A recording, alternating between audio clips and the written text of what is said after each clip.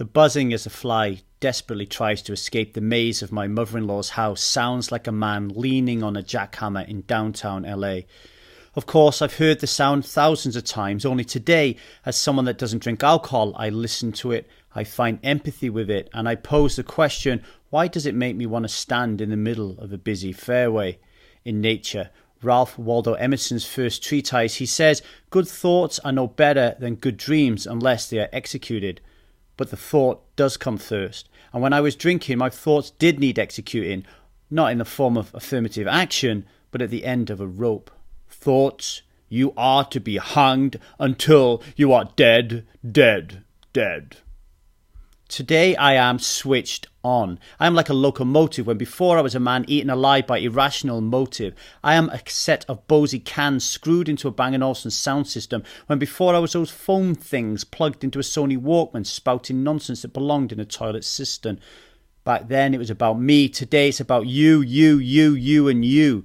Back to my old buddy Ralph, and he was onto something. Thoughts turn into feelings, feelings turn into actions, and for that sequence to knit together like DNA, you need awareness of self and the surrounding world, acceptance of your ailments, and the bravery and courage to commit to change. And you get that by making a choice. One choice. To stop drinking alcohol. Look, man, I know that it feels strange, that you think all of your friends will think you're deranged and you're the white outline hanging at the end of the shooting range. But it's time that you changed. What changes when you become someone that doesn't drink alcohol? Everything. Every fucking thing, man. Striver Glynis asks, I read somewhere, Lee, that a good question to ask yourself is, what does my life look like before alcohol, and what does my life look like after alcohol? I can't get my head around the question. What do you make of it?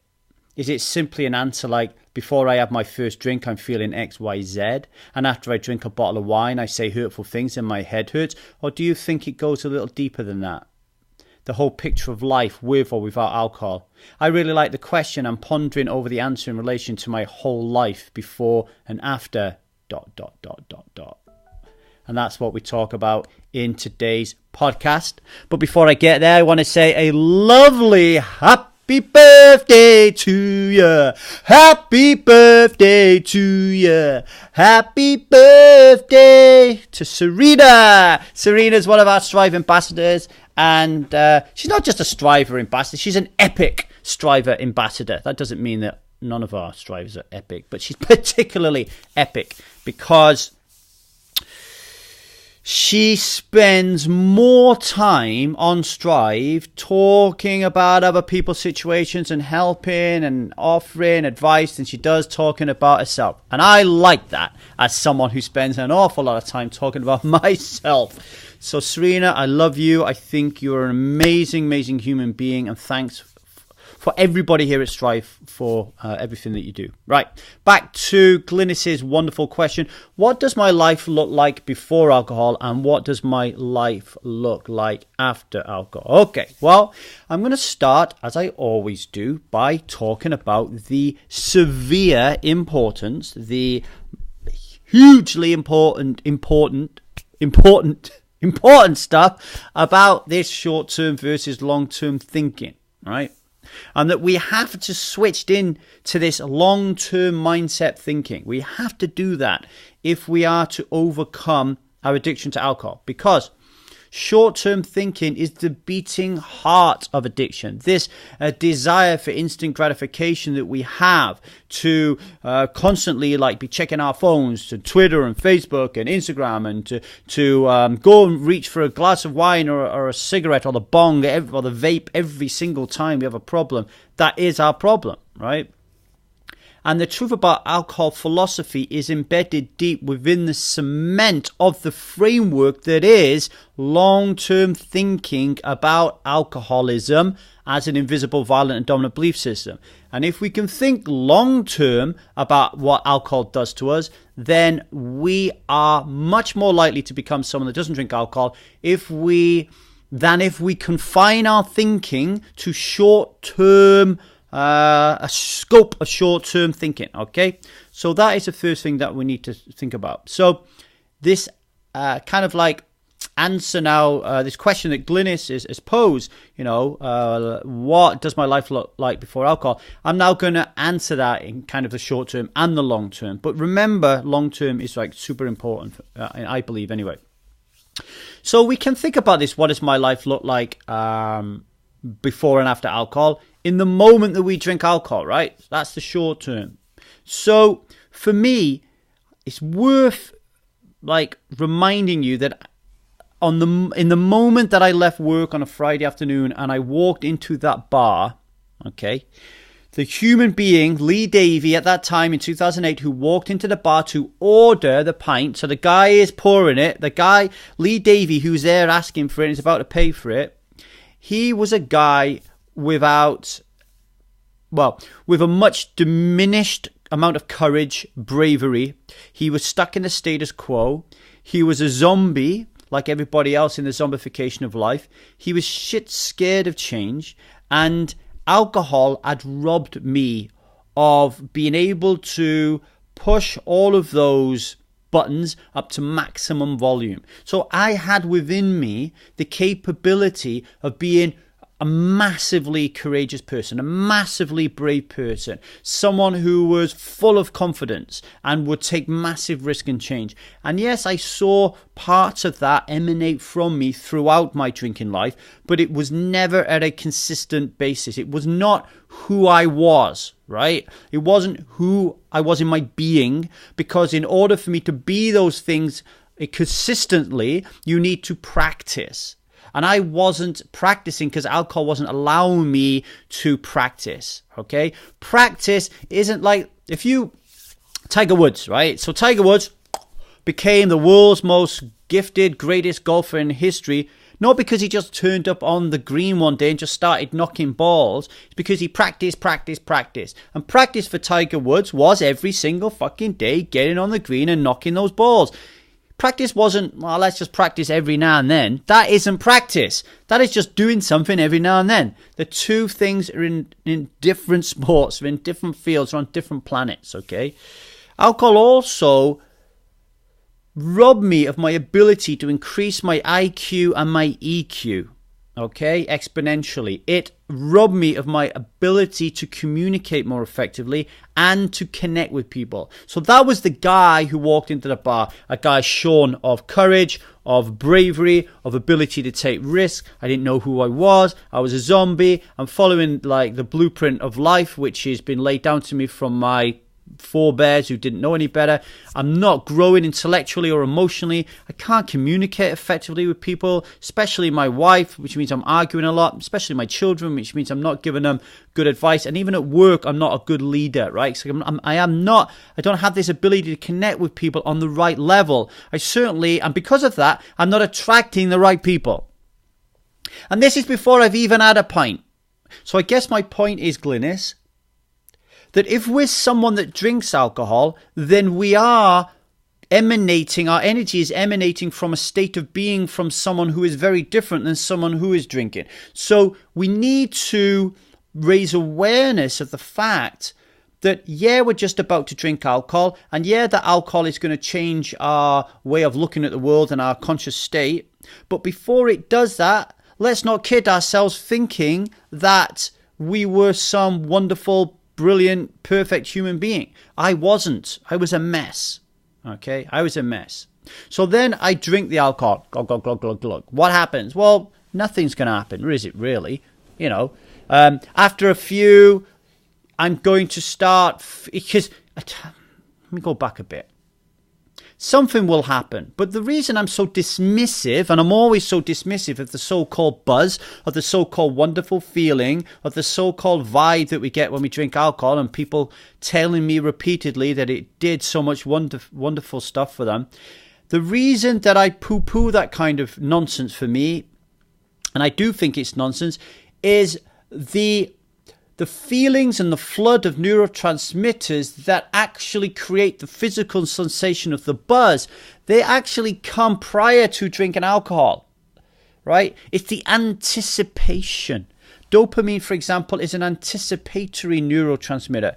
So as you walk into the bar before you've had a drink of alcohol, you're excited about it. When you go to bed on a Thursday night, you're excited about drinking alcohol on a Friday afternoon. When you're working Friday morning, Friday afternoon, you can't wait to get to the pub. You're excited.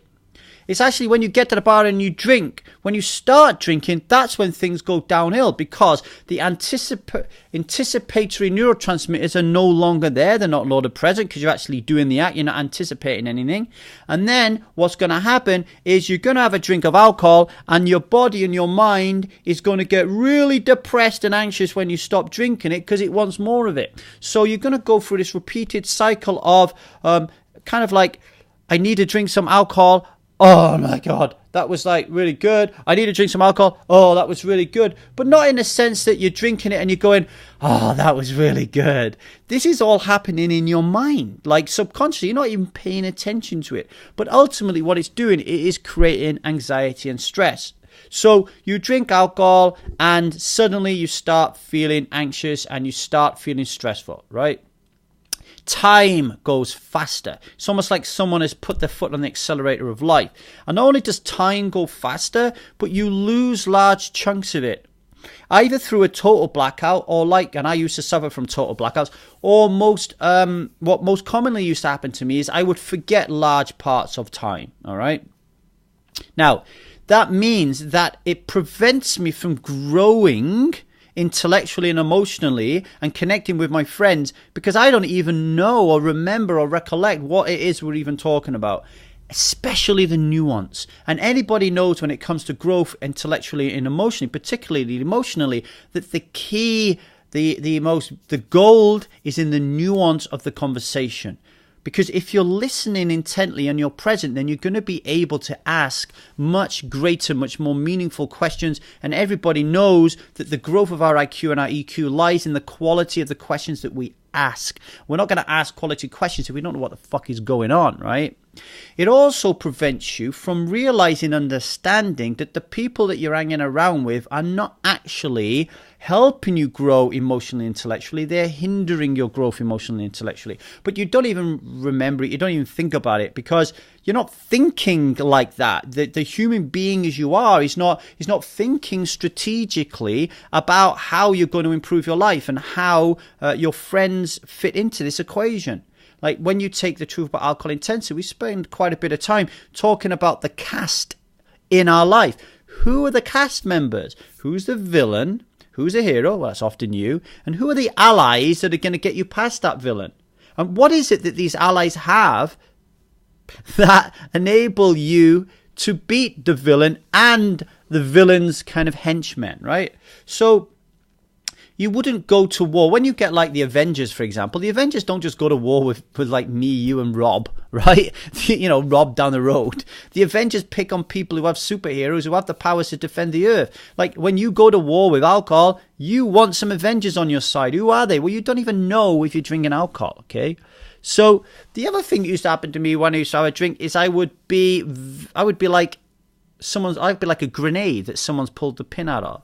Like I'm a red. Right, so color code science personality test says I'm a red. I'm a guy who power is important. From getting from A to B as quickly as I can is super important. That I have little patience for people who just can't fucking get it and get onto it. Right, so if I'm in a pub and I've had a drink of alcohol, then all of a sudden I'm going to get a little bit angry. I'm going to get my levels of disagreement and my volume of my voice and my excitability is going to increase. My propensity to violence is going to increase. I'm going to be more aggressive. My inhibitions are going to reduce, but that's not a good thing. So I will behave in ways that will violate my core values, okay? Such as one thing, that I've done a few times, have sex in public places or remove all my clothing and run around naked in public places. I'm a fucking father. I'm a husband. I'm a leader in the railway. Like, what the fuck do I think is funny about that, right? And here's the funny thing is I don't, at that time, I think everything is funny. I think it's a laugh, right? we look back on it and we think, oh, wasn't it funny last night that I had sex in the McDonald's toilet in the middle of Saturday afternoon? Ha, ha, ha. Tell all my friends about it. It's funny, and it's supposed to be funny because resistance makes it funny to prevent the cognitive dissonance from entering your mind. And at that moment, the cognitive dissonance would be like, Lee, do you really think a 35-year-old should be having sex in a McDonald's toilet on a Saturday afternoon with kids out there with their parents waiting to use the toilet, listening to you, making noises like that? Do you think that's really like what the world wants to see and hear? Is that what you want out of your life? Is that how you want your children to behave? Right, if that gets in your head, now you start questioning, well, why was I doing it? And if you ask, why is you doing it? Well, you're quite clearly doing it because you're drunk. There's no other reason why you're there. Alcohol reduces your inhibitions. Inhibitions are there for a reason. They're not a bad thing, okay? It's a good thing that we have inhibitions. Otherwise, we'd be walking around raping, murdering, fucking clubbing each other over the head every 2 minutes. Inhibitions are there to stop the primal instincts of us, as our animal instincts, coming out and running havoc around the world, right? The other thing that I would want to do after drinking is I would want to eat shit. Again, inhibitions this is. It doesn't matter if I'm like the healthiest guy in the world before I've had a drink. After I've had a drink, all of that goes out the window because I'm not who I am, right? I have a set of core values as a human being before I have a drink. And as I've explained to you, before I had a drink, because of who I was and what drink was doing to me, those core values, I didn't even know what they were. They weren't in a really good order for me. But they were there subconsciously, right? But I'm not going to adhere to that blueprint of life when I've had a drink because I become somebody else, like Dr. Jekyll and Mr. Hyde. So I will eat a kebab. I have a missing tooth. I was showing you in the video there. I got a missing tooth from biting into a kebab. See this here? This scar on my nose? Falling over drunk and head butting a curb. Here, my two front teeth. Completely false because I broke them. Guess what doing? Opening a bottle of Budweiser with my teeth. Drunk, drunk, drunk and drunk. I would eat Indian food and Chinese food with my hands. If you ever woke up in the morning and looked at your fingers and your fingers are yellow, right? Not because you're smoking, but because you've been eating this food with your hands, right? Now, I ate food with my hands yesterday in an Ethiopian restaurant. Completely sober, but it's very, very different than standing outside Po Wings on a Saturday night with my fingers in somebody else's beef curry and special chow mein. I mean, it's completely different, right?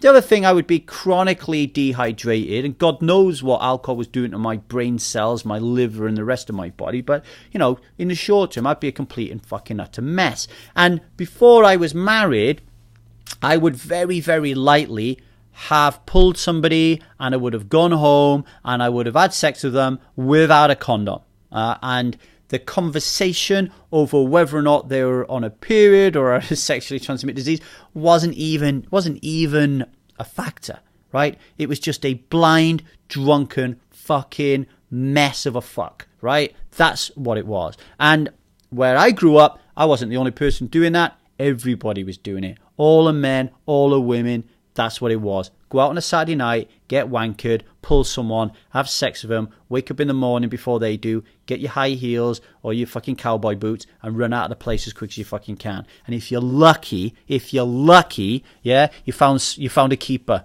and you didn't get out of bed, you just stayed there, right? But that is a very lucky, right? So for me, that's what happened. For me personally, short term, there was nothing transformative about it. There was none of this kind of like, I was able to kind of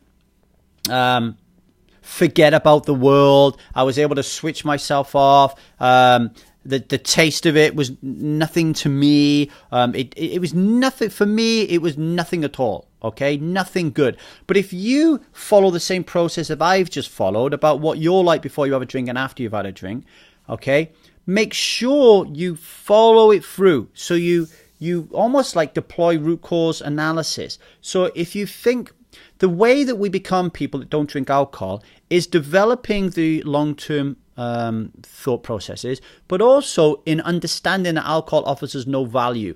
So when you say to yourself, you just heard me talking there, right? And I was talking with all the passion and all the heat of somebody that hates alcohol. It shone through, right? There's nothing positive I just said there about alcohol, right? So it's really important that we develop that same tone, that same kind of story-driven process, because it is the way that I'm thinking about alcohol and the way that I'm feeling while I'm thinking, and you can hear that coming out in my tone and my choice of words and my expression and my body language. That is what is going to fire and wire these new neurons that say that alcoholism is an invisible, violent, dominant belief system that has no value. And that means once those neurons had fired and wired enough times, that I won't have any craving to drink alcohol. That's what worked for me. So when you answer this question, Glynis, or anybody else answer this question, it's really important to answer it honestly. So you might say, when I go into a bar, before I have a drink, I'm a really super duper nervous person, right? And then when I have a drink, I become really sociable. So you might think that that's a good thing. Well, let me tell you, if you keep thinking that that's a good thing, then you will keep drinking alcohol. You will find it really, really difficult to stop drinking. Anytime, like the key here to stopping drinking alcohol is to make sure that the pros of not drinking outweigh the cons of drinking. Okay? That is super, super important. Or the cons of drinking outweigh the pros of not drinking. I got it wrong. The pros of not drinking outweigh the cons of drinking, right? Super important. But there are going to be some real key pros, right? Real key, like milestone pros that you really need on your side. And they will be your key triggers, okay? So if, for example, you say, yeah, I go into the bar and I'm really, really super nervous, but when I drink, I'm like Mrs. Sociable fucking Butterfly or whatever, and you think that's a good thing, that continues to fire those neurons that says that alcohol is normal and pleasurable, which means you'll always crave alcohol, okay? What you can do in that instance is go down the line of, well, yeah, it does make me feel like I'm the social butterfly, but, you know, am I really happy being that social butterfly when I'm dropping my knickers at the end of the night? You know, am I really happy being a social butterfly knowing that really that's not who I am? Like, how do I feel that I need to take one of the five most addictive drugs in the world just to put a mask on because I am incapable and frightened and don't have the courage to be who I am? The reason that I put on this mask is because I am unable to socialize with my friendship group without having a drink of alcohol. Why is that? What is it about my friendship group that makes me feel like I wear a mask? If they were my friends, would I have to wear a mask? Wouldn't my friends welcome and love who I truly am? Wouldn't they like me to be my true self? Isn't friendship all about being able to be deeply connected to an individual, etc., etc., etc.? So if you follow that line of questioning and you change it around and you map and marry thought to feeling, okay, and you start to think really super negatively about alcohol, then you're going to change, and you're going to change these neurons, right? That's what you have to keep doing, Glynis. And it's practice, practice, practice, okay? Practice means every day. Think what I said earlier on about Tiger Woods, from 6 years of age or something to the time he's in his 30s, when he got injured and got himself into a bit of a mess, like probably 2-3 decades of constant practice every single day. This is no difference at the True Bar Alcohol. This is why we have the intensive, so you can work on this permanently, all right? Permanently, every day. All right, now think about this longer term then. So for me, what changed for me, okay? Well, it gave me the confidence to do anything, all right? So I'll just go through this very quickly because all of you have heard this before. It enabled me to quit my job. 20 years on the railway. I had defined as a railwayman, yet being someone that doesn't drink alcohol allowed me to quit that, okay? That is incredible, all right? I went through a divorce and I didn't have to go and do any counseling or anything like that. It was a very torrid time. It took me a long time to get through it and it was really, really super painful. But I can't imagine what I would have been like going through that process as a drinker. I would have been a mess. I met somebody else and fell in love again, you know, and I fell in love with someone and she saw who I really was, like, because I wasn't like a drinker. Actually, I drank for a little time when I met her and she said I was a complete and utter prick when I was a drinker. When I stopped drinking, she sees who I am and I was able to fall in love again and have another child and be a much better father. I created a new career as a writer from scratch. Like, I'd never written anything and I traveled all around the world writing about poker and then interviewing people. I'd never interviewed anyone in my life, and I created a podcast and I interview high-stakes poker players all around the world. I created the Truth About Alcohol experience from nothing. I brought people together on Strive, and people are now making, friendships that will probably last forever. I learned to meditate and to do yoga, to become a vegan, to be an effective altruism, the importance of serving others and not looking after your number one.